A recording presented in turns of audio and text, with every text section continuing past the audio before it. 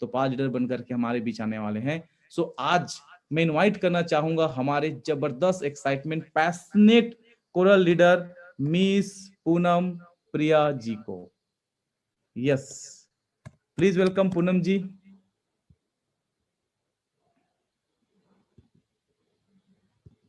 आज हम बहुत ज्यादा बेसब्री से आपके अनुभव जानने के लिए इंतजार कर रहे हैं कि कैसे आप अपनी जिंदगी की शुरुआत किए, कैसे कैसे आपके साथ में दिक्कतें आई। ऐसा तो आप क्या करते हैं कि हर बार आपका क्वालिफायर में नाम आ जाता है, ठीक है, इस नाम में आप बदनाम हो चुके हैं कि हर बार आपका नाम आ जाता है, ठीक है। कैसे आप टीम को सपोर्ट करते हैं, कैसा मेहनत कर रहे हैं, आज हमें जरूर बताइए। हम बहुत ज्यादा एक्साइटेड हैं और आपकी इस मार्गदर्शन से हम भी ऐसा काम करेंगे कि हर बार हमारा भी नाम लिस्ट में शामिल हो, हम क्वालिफाई करें और ज्यादा ज्यादा हमारी टीम में भी क्वालिफाई आ सके। दोस्तों जोरदार तालियों के बीच में इनवाइट करना चाहूंगा पूनम प्रिया बालाजी को। Please welcome Poonam ji. Thank you so much sir ji. Very good morning sir ji. Very good morning to you. Sir ji मेरी आवाज अच्छे से आ पा रही है? यस, लाउड एंड क्लियर है जी सर जी।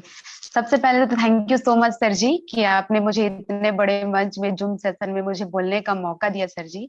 और साथ ही साथ सर जी अपनी बातों को रखने से पहले मैं अपने मेंटर्स के लिए चंद लाइनें कहना चाहूंगी। वैसे तो सर मेंटर्स के लिए जितने भी लाइनें कहा जाए उतना कम है, लेकिन फिर भी मैं छोटे से लाइन के माध्यम से अपने मेंटर्स के लिए इन बातों को रखना चाहूंगी। गुरुरे ब्रह्मा गुरुरे विष्णु गुरुरे देवो महेश्वराय गुरु साक्षात परम ब्रह्म तस्मै श्री गुरुवे नमः। सर मेरे तीनों मेंटर्स को मेरी ओर से कोटि कोटि नमन है sir ji. Thank you so much sir ji.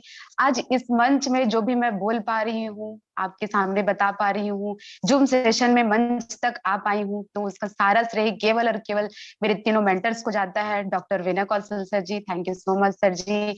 और साथ ही साथ राजेंद्र कौशल सर जी, और हमेशा जो फील्ड में मेरा साथ दिए शुरू से लेकर के आज तक प्रहलाद कौशल सर जी, आप तीनों को मेरा कोटि कोटि नमन है sir ji. Thank you so much sir ji. और दोस्तों आप सभी को मेरा नमस्कार। जैसे कि आप सभी जानते हैं नाम मेरा पूनम प्रिया है, मैं प्रॉपरली जसपुर से बिलोंग करती हूँ दोस्तों। मैं एक छोटे से गांव से बिलोंग करती हूँ दोस्तों, जहाँ पे लोगों का बहुत बड़ा सपना नहीं हुआ करता है। बहुत छोटे छोटे सपने लोग अपने ही नौकरी में मशहूर रहते हैं, बहुत ही ज्यादा अपने नौकरी में खोए हुए रहते हैं। आज मैं वहां से निकल करके सिर्फ यहाँ पे पढ़ाई करने के लिए आई थी।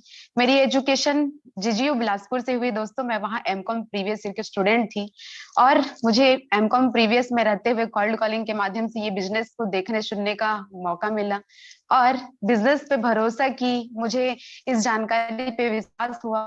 आज मैं करते चली। इसके साथ मेरे जो मेंटर्स हैं हमेशा हर कदम पे मुझे मेंटरशिप देते रहे, गाइड करते रहे, जिसकी बदौलत और साथ ही साथ मेरी टीम के माध्यम से आज जो भी कुछ मैं बोल पा रही हूँ, आज इस लाइव जूम सेशन में बोल पा रही हूँ। So thank you so much sir ji. दोस्तों आज से 30 महीने पहले मैंने इस सफर की शुरुआत किया था और आज मैं आप सबों के सामने एज अ कोरल बोल पा रही हूँ। इसका सारा श्रेय मेरे मेंटर्स को, मेरी प्यारी सी टीम को जाती है। और मैं अपने टॉपिक को स्टार्ट करने से पहले, जैसे एक छोटा सा मेरा टॉपिक है, मेरा सब पहला जो टॉपिक है वो है मेंटर, गुरु का महत्व। दोस्तों जैसे आज हम कहीं भी सफल होने के लिए सबसे पहला मेन चीज होता है वो है मेंटरशिप तय करना, मेंटर चुनना।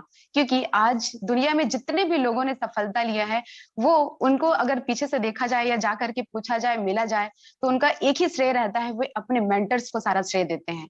सो यहाँ सेफ शॉप की भी अगर बात किया जाए, जितने लोग भी डायमंड बने हैं, हमारे जितने भी डायमंड सर जी लोग हैं, जितने लोग भी क्राउन बने हुए हैं, क्राउन एम्बेसडर बने हुए हैं, उन सभी लोगों ने अपने जिंदगी में कहीं ना कहीं एक मेंटर चुना, एक मेंटरशिप को अपने लाइफ में लाए, तब कहीं जाकर के आज लगातार अपने सफलता पे सफलता लिए जा रहे हैं दोस्तों। जैसे दोस्तों मेंटर का हमारे जीवन में महत्व उतना ही है जितना कि हमारे शरीर में श्वास का है। सांस, जैसे हम लोग सांस लिए बिना एक पल भी जिंदा नहीं रह सकते, उसी प्रकार से हम इस बिजनेस में एक पल भी आगे नहीं बढ़ सकते दोस्तों, जब तक हम अपने जीवन में एक मेंटर का चुनाव ना कर ले, एक मेंटर से ना लाएं। दोस्तों मेंटर कोई भी हो सकता है, आपके एक्टिव अपलाइन हो सकते हैं, जिनके जैसा आप बनना चाहते हैं, जिनके जैसे आप दिखना चाहते हैं, जिनके जैसे आप बोलना चाहते हैं, उनको उनके हाथों में अपने आप को पूरी तरीके से सौंप दीजिए। मेंटरशिप होता क्या है? जिनके लिए आप अपने आप को पूरे 100% अपने आप को उनके हाथों में सौंप दीजिए, जिसको बोला जाता, और साथ ही साथ ग्रेटिट्यूड दिखाते रहिए। अब ग्रेटिट्यूड क्या होता है? आभार। जैसे कोई भी चीज अगर हम लोग कर पा रहे हैं तो हो सकता है हमारा सिर्फ 10% योगदान हो, लेकिन बाकी का जो 90% योगदान है हमारे मेंटर्स का, हमारे गुरुओं का ही ज्यादातर एफर्ट रहता है, जिसकी वजह से आज हम मंच में बोल पा रहे हैं। इसका सारा जो मेहनत है वो मेंटर्स, ग्रेट मेंटर्स का ही रहता है। तो मैं चाहूंगी आप सभी अपने लिए अपने लाइफ में एक बार किसी एक एक्टिव अपलाइन को आप मेंटर के रूप में जरूर चुने, जिसकी आप हर बात को फॉलो करें, हर बात को माने। यदि कोई हमको या हमारे मेंटर अगर हमारी गलती को बता रहे हैं तो उसको पूरी तरीके से हम उसको आत्मसात करें। जी सर, बिल्कुल सर, अगले बार से ये बदल जाएगा सर, अगले बार से ऐसी नहीं होगी सर, ऐसा करके कुछ अपनी गलतियों को एक्सेप्ट करें। क्योंकि सर जी, जैसे हमारे डायमंड सर जी बता रहे थे, हमको अपने सर का बाल नहीं दिख पाता, वैसे ही हम जो गलती करते हैं, इंसान है, स्वाभाविक सी बात है, गलती हो जाती है, लेकिन हम अपनी गलती को स्वयं नहीं देख पाते हैं और हमको ऐसा लगता है कि हमसे कोई भी गलती नहीं होती है, जिसे कि एक मेंटर और एक गुरु ही बता सकता है दोस्तों। सो अपने आप को पूरी तरीके से एक मेंटर, गुरु के हाथ में पूरी तरीके से सौंप दीजिए। क्योंकि बोला जाता है, और मैंने एक जगह एक लाइन भी पढ़ा था दोस्तों, जिसका कोई गुरु नहीं उसका जीवन शुरू नहीं है। और रियली में दोस्तों इसका महत्व मुझे अब पता चलता है दोस्तों, कि वाकई में जिनका कोई गुरु नहीं होता है वो किसी भी फील्ड में कहीं भी सफल नहीं हो सकता है।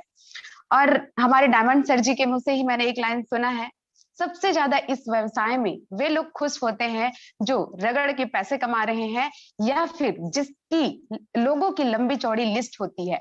और तीसरा दोस्तों, जिसके लाइफ में हमारे डायमंड सर जी जैसे, राजेंद्र सर जी जैसे, प्रहलाद सर जी जैसे गुरु रहते हैं, मेंटर रहते हैं, वे लोग सबसे ज्यादा खुश रहते हैं दोस्तों। तो अगेन आप लोगों को बहुत बहुत धन्यवाद सर जी। और साथ ही साथ दोस्तों, मेरा जो दूसरा टॉपिक है वो है वैल्यू, महत्व को लेकर के है। और महत्व कैसा? जैसे हम इस बिजनेस को ज्वाइन करते हैं, हम इस बिजनेस में काम करना जब चालू करते हैं, वो आपको, आप जब लोगों के सामने अपने बिजनेस को लेकर के जाते हैं, उनके सामने जब रखते हैं, तो वे लोग आपके महत्व को समझ करके आपके व्यवसाय को ज्वाइन करते हैं। जैसे इसको वैल्यू को लेकर के मुझे एक छोटा सा स्टोरी याद आ रहा है दोस्तों। ये स्टोरी है 200 साल पुरानी घड़ी की। अब 200 साल पुरानी घड़ी की स्टोरी में एक दादाजी रहते हैं और एक प्यारा सा उनका मासूम सा एक पोता रहता है।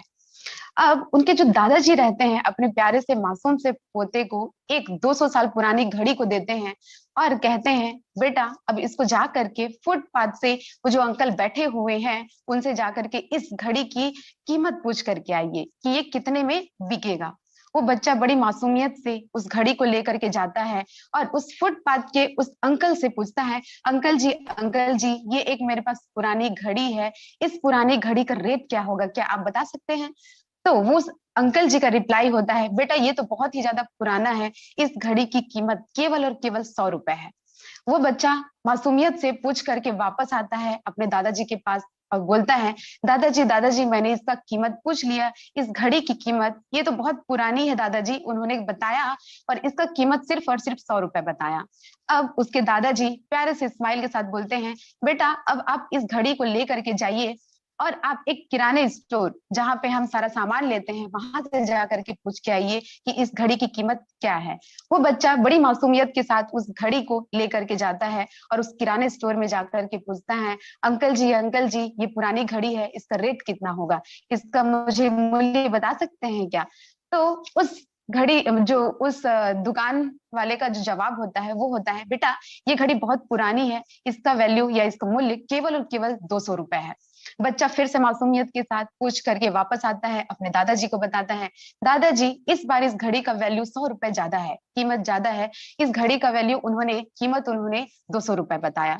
अब उसके दादाजी भी एक प्यारा सा स्माइल देते हैं और बोलते हैं, बेटा यहाँ से दूर 1 किलोमीटर दूर जाइए, आप वहां पे जाकर के पूछिए कि एक बोलना चाहिए कि एक क्या वहां से जाकर के पूछिए कि उस घड़ी का कीमत कितना है।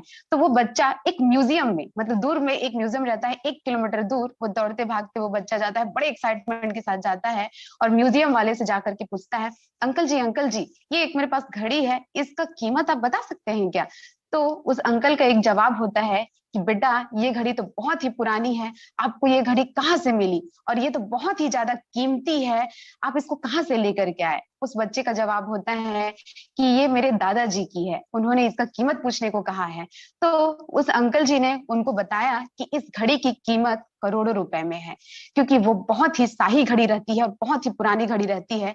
इतना सुन करके वो बच्चा दौड़ करके अपने दादाजी के पास वापस आता है और वो बोलता है, दादाजी इस घड़ी का कीमत इतना है, जैसे कि वो अंकल जी बता रहे थे, अपने आप को जौहरी बता रहे थे, उनका कीमत जो बताए वो तो करोड़ों रुपए में है। और ये करोड़ों क्या होता है दादाजी, मुझे तो ये भी नहीं मालूम। तो उसके दादाजी प्यारा सा स्माइल दे करके बोलते हैं, बेटा आप अपनी जिंदगी में जितना कि आप कमा नहीं सकते उतना होता है। उसके दादाजी का सीधा सा आंसर होता है। उसी प्रकार दोस्तों, हम जब अपने सेप शॉप इंडस्ट्री को यदि किसी फुटपाथ वाले व्यक्ति को दिखाते हैं जिसकी सोच छोटी रहती है, जो आगे की नहीं सोच पाता, अगर आप उसके पास अपने बिजनेस को लेकर के जाते हैं तो वो केवल आपको और आप बिजनेस को केवल 100 रुपए के बराबर समझता है, जिसकी वजह से आपके इस व्यवसाय को समझ नहीं पाता और वो हमारे इस व्यवसाय में फाइनली नहीं आ पाता, क्योंकि उसको समझ ही नहीं है, उसकी सोच ही।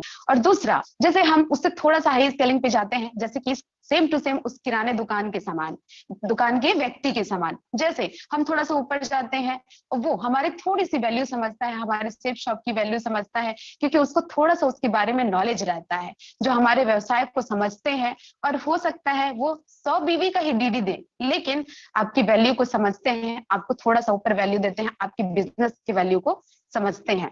और तीसरा दोस्तों, जब हम ऐसे व्यक्ति के पास अपना व्यवसाय को लेकर के जाते हैं जो निडी भी रहते हैं, जो महत्वाकांक्षी रहते हैं, जो अपने लाइफ में आगे बढ़ना चाहते हैं और काफी सारे चीजों का उनको नॉलेज रहता है, जब आप ऐसे व्यक्ति के पास अपने बिजनेस को लेकर के जाते हैं तो फाइनली वो आपके बिजनेस को समझता भी है, सेम टू सेम उस म्यूजियम के जौहरी की तरह, क्योंकि एक जौहरी को ही एक कीमती घड़ी का या सोना या चांदी का फर्क रह सकता है। तो उसी प्रकार से हम लोगों के पास जितने ज्यादा वैल्यूएबल लोगों के पास, जितने ज्यादा समझदार लोगों के पास या फिर नीडी महत्वाकांक्षी लोगों के पास हम अपने बिजनेस को लेकर के जाते हैं, उतना ज्यादा वो आपको और आपके बिजनेस को महत्व देते हैं। तो बिल्कुल भी घबराइए मत दोस्तों कि हमारे बिजनेस को कोई मना करते हैं।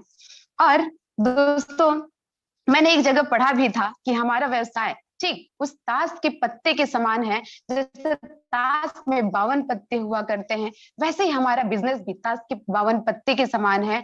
हमको सिर्फ पत्ते पलटने का काम करना है। जब तक हमको हुक्म का इक्का ना मिल जाए तब तक हम लोग को ताश का पत्ता पलटते जाना है, लोगों को लगातार लगातार प्लान दिखाते जाना है, प्लान दिखाते जाना है, और तब तक दिखाते जाना है जब तक कि हमारे पास इस व्यवसाय में अच्छे लोग ना आ जाए, महत्वाकांक्षी लोग ना आ जाए, जिनको डायमंडशिप तक जाना है, ऐसे लोग ना आ जाए। हमको लगभग 52वां बार तक इस पत्ते को पलटने का काम करते रहना है दोस्तों। और अगला जो टॉपिक है दोस्तों, ढक करके मैं रखना अपने सेशन को यही पेंड करना चाहूंगी। होता क्या है दोस्तों, एक कुआं रहता है, बहुत ही पुराना कुआं रहता है। अब पुराना कुआं रहता है और वहां पे बहुत शीतल ठंडा पानी रहता है, और वो एकदम से पुराना होने की वजह से उसमें काई जम जाए रहता है। और उस कुएं में एक मेंढक रहता है जो कि उस काई की वजह से हरा हो जाया रहता है, ग्रीन हो जाया रहता है। तो उस कुएं में एक ग्रीन मेंढक रहता था, और वो एकदम से उस कुएं के अंदर में वो सारी चीजें थी, जैसे कि छोटे छोटे जीव जंतु जिसको कि खा पी करके वो अपना लाइफ को जी रहा था। वो मेंढक एकदम मोटा ताजा तंदुरुस्त हो जाया रहता है, और वो फाइनली इसी दौरान एक बढ़िया सा मतलब एक जोर जबरदस्त सा तूफान आता है। तूफान में एक बाहर के समुद्र का एक मेंढक आकर के उस कुएं में फंस जाता है, और वो देखता है कि ये मेंढक ग्रीन कैसे है, मैं तो यहाँ पे एकदम मस्त गोरा नारा एकदम व्हाइट दिख रहा हूँ, और ये मेंढक जो कि है ये ग्रीन कैसे है। और वो जो ग्रीन मेंढक रहता है अपने आप को बहुत ज्यादा बुद्धिमान समझता है, और अपने आप को चालाक भी समझता है कि मैं इस कुएं में रहता हूँ, कितना अच्छा मेरे खाना पीने की व्यवस्था है, मेरे को कहीं जाने की जरूरत नहीं पड़ती। करती है, वो बाहर की दुनिया को बिल्कुल भी एकदम अनजान रहता है, वो कभी भी देखा नहीं रहता है। दोस्तों उसी दौरान पे जब वो व्हाइट मेंढक उससे पूछता है, भाई साहब आपका रंग हरा कैसे है, ग्रीन कैसे है आपका रंग? तो वो बोलता है, मैं यहाँ पे शानो शौकत से रहता हूँ, यहाँ का जो मैं मालिक हूँ, यहाँ का मैं राजा हूँ, इसलिए, और मैं कहीं घूमने नहीं जाता, इसलिए यहाँ पे मैं बहुत हरे कलर का हो चुका हूँ, ऐसा करके वो बताता है। अब वो व्हाइट कलर का जो मेंढक रहता है वो बोलता है, अच्छा आप इस कुएं से बाहर नहीं जाना चाहते क्या?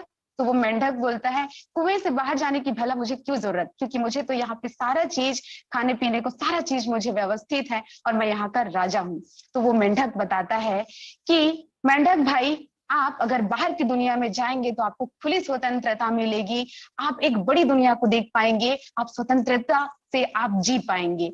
तो वो मेंढक बोलता है, अपना दिमाग खुरापाती दिमाग लगाता है, अच्छा इससे चला गया तो तुम यहाँ के राजा बन जाओगे, इसलिए तुम मुझे बाहर ले जाते हो?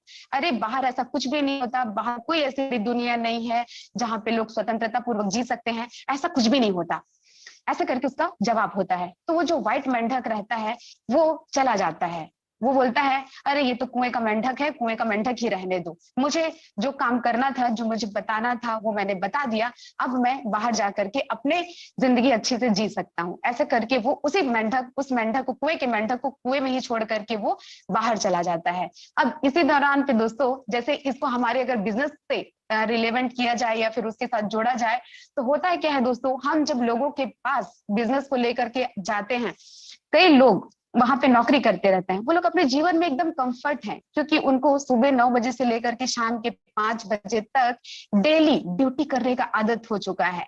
जब आप ऐसे लोगों के पास जाते हैं जो अपने आप को डेढ़ होशियार समझते हैं, जो अपने आप को बहुत बुद्धिमान समझते हैं, कि उनको जो, मान के चलिए बाहर की दुनिया को नहीं देखे हैं, तो उनको ऐसा लगता ही नहीं है कि बाहर की दुनिया में कोई ऐसे बड़ी चीजें हैं, बड़ी सपने हैं, बड़ा इनकम किया जा सकता है।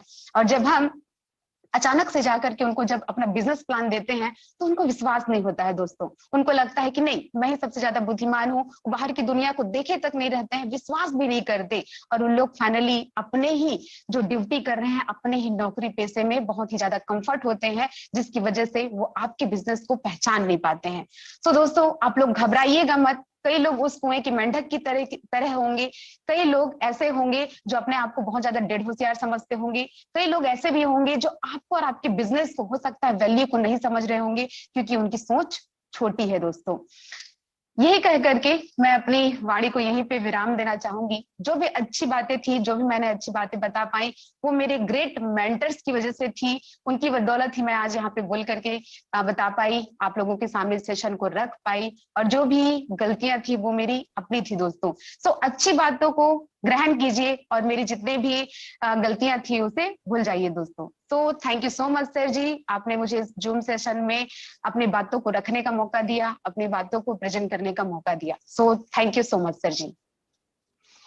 Really great great great Poonam ji, really awesome, wonderful, जबरदस्त, बहुत बढ़िया thank you so story, much sir बहुत जी, अच्छा थैंक आपका you so much selection sir रहा। जी। रियली मुझे प्राउड होता है कि ऐसे जबरदस्त लोग मेरे अपने टीम में हैं, जो परफॉर्म करने के साथ साथ काफी अच्छा कम्युनिकेशन स्किल्स पे लोगों को अपनी बातों को बखूबी रखना, लोगों को पूरी तरीके से अपने आप इन्वॉल्व करने की जिनकी कला है, रियली बहुत ज्यादा मैं ग्रेटफुल हूँ ऐसे लोग मेरे टीम में हैं। सो रियली पूनम जी, आपको बहुत बहुत बधाई थैंक यू हो सो दिल मच की सर गहराई जी। से, बहुत अच्छे आपने